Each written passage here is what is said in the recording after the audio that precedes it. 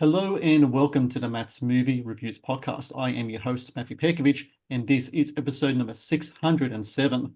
Releasing May 24 in theaters across the US is Sight, a biopic that tells the story of Dr. Ming Wang, a poor Chinese immigrant who escaped the violence and persecution of the Cultural Revolution and defied all odds to become a world-renowned eye surgeon in the United States. An inspiring story of faith, perseverance, and finding the light during those moments of darkness. Sight also marks the latest film by director Andrew Hyatt. I'm glad to say joins me now on the podcast. Andrew, how are you today? I'm doing very well. It's good to see you.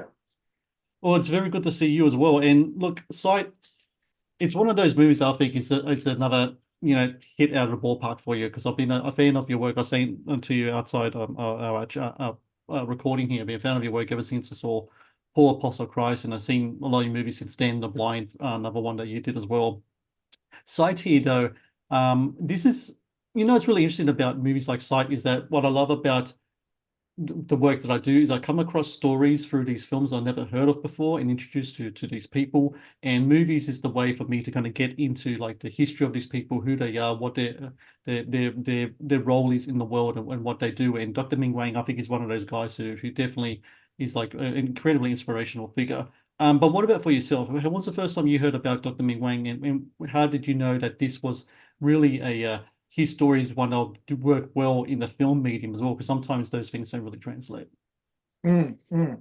Well, I was like you. I knew nothing of this individual, and then when you find out about his what he does, just forget his past and his incredible story, but just what he does in the world today, right? Being the world's most probably reputable, famous eye surgeon. Millions upon millions of people have had restored sight because of the technologies he's created. I mean, it's insane and wonderful. So yeah, I almost felt a little bit like I can't believe I've never heard of this guy before. He, a philanthropist. I mean, he does so many things too, right? And so, but to your question about this story landing on my desk and kind of feeling like, wow, this is something I really have to be a part of. Um, First of all, when it came to me through a producer friend of mine, Darren Mormon, um, the team that was working on this, David Fisher, the producer David Fisher, and Ming himself, Dr. Wang himself, had been working on this for a very long time, maybe close to a decade. They had been really they had written a book, an autobiography, and then they had just been trying to get this script right and had been through various writers. And when I got it, it was kind of more focused on, it's probably until you see the film a little more confusing, but it was more focused on sort of the present day stuff, really what was going on in Ming's life, present day. There was no sort of journey to get to America or any of that. But they had sent me this book as well. And when I started reading this book, and as you know now from seeing the film, it's like, I can't believe what this guy's been through. This is Mm. incredible. Like this guy's lived like 10 lives just to get to America. And then not only that, he's done this incredible, been on this incredible journey to become who he is. And as a bit of a side note, I know the audience would never guess this. It was a good trivia question to stump everyone. But my grandmother was born in Shanghai, Mm. and grew up in Shanghai, and has kind of a very similar story. She was Iraqi Jew and left during the Japanese occupation, but kind of a very similar immigrant story to Ming's. And I always grew up with that sort of cultural influence and really felt I would have loved to tell her story or a similar story. And so it was just such a privilege and a gift to get a call and then to have this particular project land on my desk. And once we sort of said, wow, can we dig more into Ming's past and can we really explore this incredible, perseverance and what he went through? And if Ming's okay with that, like that's a film I would love to make. When it comes to those flashback scenes during the 1970s and the whole thing with the Cultural Revolution and such, and communism in China and such, like it's something that I can relate to as well, because while I was born in Australia, my parents immigrated from the former Yugoslavia to Australia in 1969. So they told me all about their experience, like living under a communist dictatorship as well. When it comes to that part of history, Do you think people, especially younger generation these days, are kind of ignorant to just how brutal like that time was back then? And is that kind of like an importance as well to make sure that that story and those that history, very, very, in the context of things, maybe like what 50, 60 years ago, right? Very modern Right. history Right. is always made present and always there as a reminder that, hey, this is not that long ago. And look, you may like wearing your Che Guevara t-shirts, but there's like some history that comes with that, right? Yeah, no, it's a great point, and there's so many of those stories, aren't there? Yeah, I mean, you just mentioned one just there, another one, and I think it is ignorance in a bit, and it's you're right. We need reminders. We need to remember that these things have happened because it's amazing how quickly we forget. And then, I mean, I was ignorant myself. That part of history and that part of that culture, I only sort of knew from maybe a brief history lesson at some point. But Hmm. you're right. It's not until you really dig into the stories of what really happened for those that lived through it. And do you really start to understand, oh wow, okay, this is a lot deeper than I thought it was. And by the way, one of the more things, at least for me, kind of mind-blowing things that being a part of this film is, we've screened this film, dozens and dozens and dozens of times to the Chinese American community around the country. And it's shocking how many of them have the almost exact story, Yeah. aside from getting here and becoming an eye surgeon, but that whole process and what they went through and the people they lost and how they got to America. I mean, it's incredible how similar this story is. Please support Matt's movie reviews on Patreon. Get access to exclusive content, request movie reviews and top 10 lists, and help support my work. Please click on the Patreon link in the description below. How do you approach true stories? How do you approach biopics as a filmmaker? Because before, previous to this, last year did The Blind, and I know like with Paul Apostle Christ and Full of Grace, they are biopics too, but more in a historical context, Right. where The Blind and Sight are much modern stories, right? How do you approach stories like that when it comes to taking a person's life story and put it on the film? Because film is a medium, it's not a documentary. So what's your kind of like, do you have any type of philosophies? Do you have any type of approaches that you kind of like do when it comes to Yeah. telling someone's story, or does a different story evoke different type of approaches filmmaking wise? Yeah, I think for me personally as a filmmaker, I find it more interesting to really I want to explore the character, the emotional kind of internal struggle.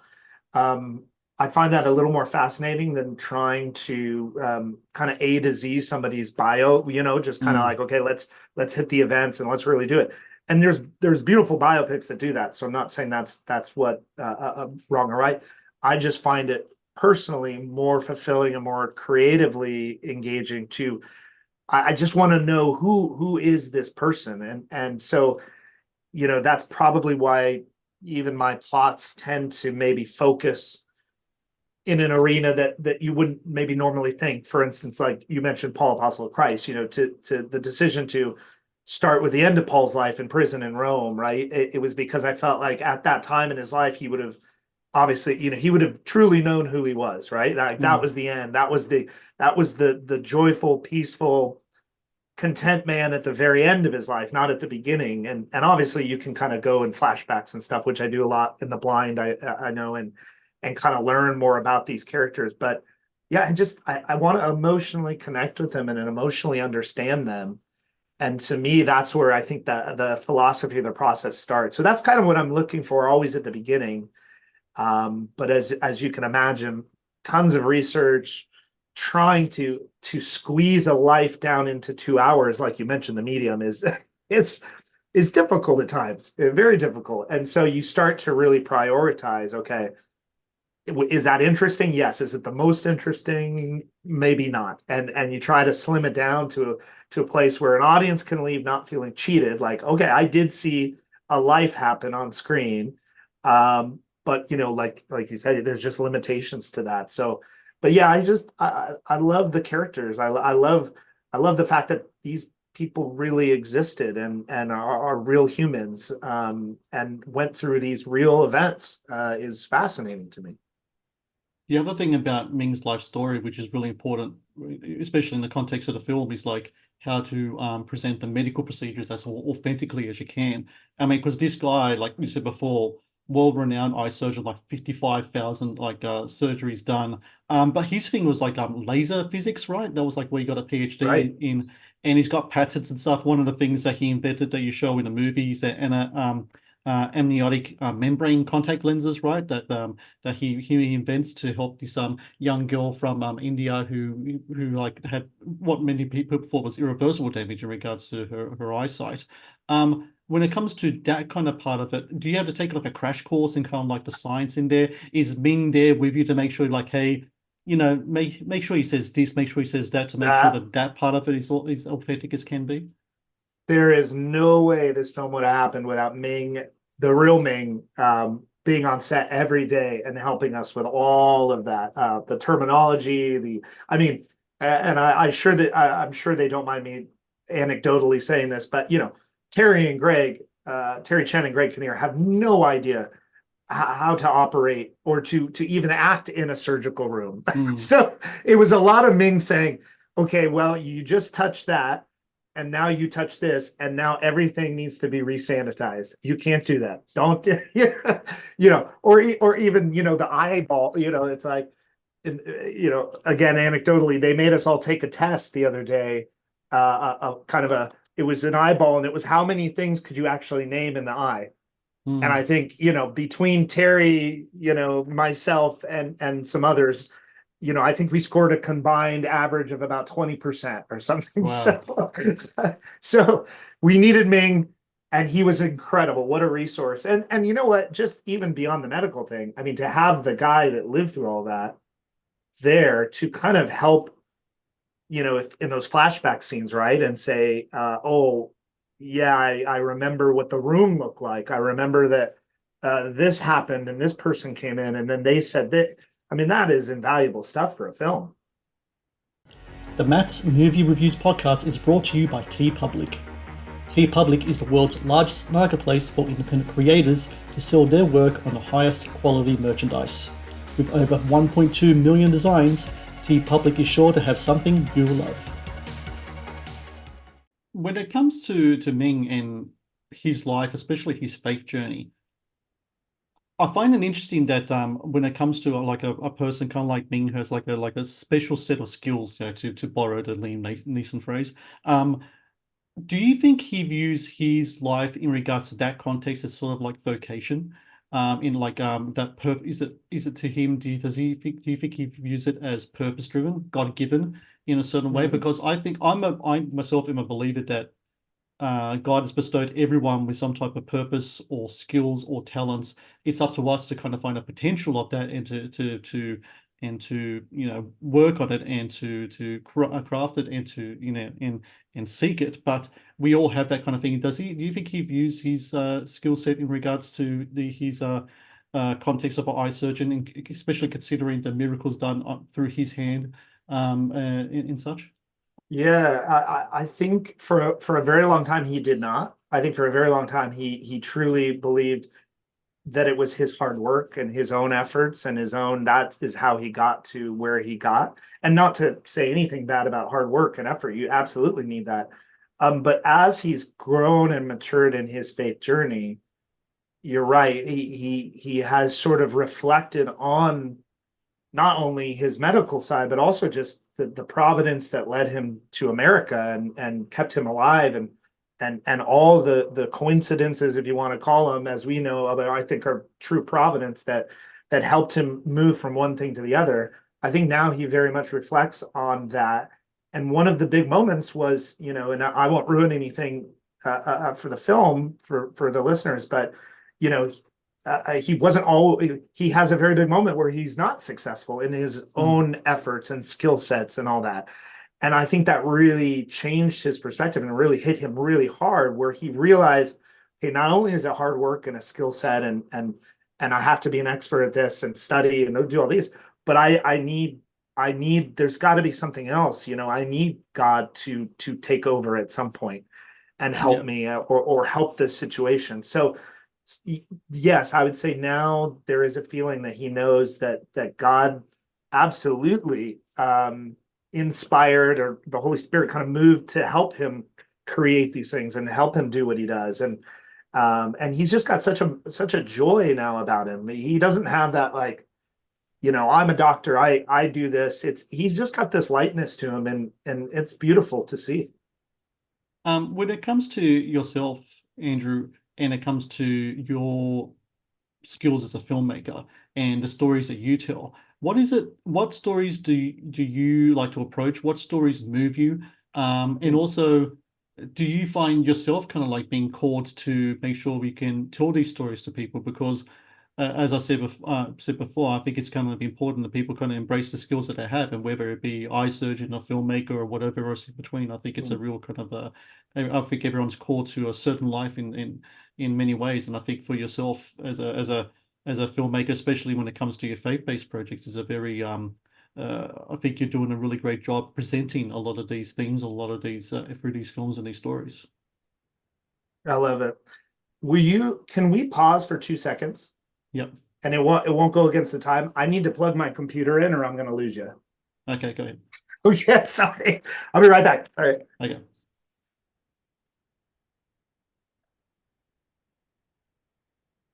Okay. All right. Hopefully you can edit that out. Absolutely. All right. Sorry about that. You want to just if you do just the tail end of that, and then I can just jump right in. So when it comes to yourself as a filmmaker, do you, and when you way you approach your stories, what is it about the stories? How do you like to approach your stories? What type of stories really move you as a filmmaker and a storyteller? And like Dr. Ming, do you feel like there's some type of calling or vocation behind the way you kind of approach your craft and in the way that you approach your filmmaking?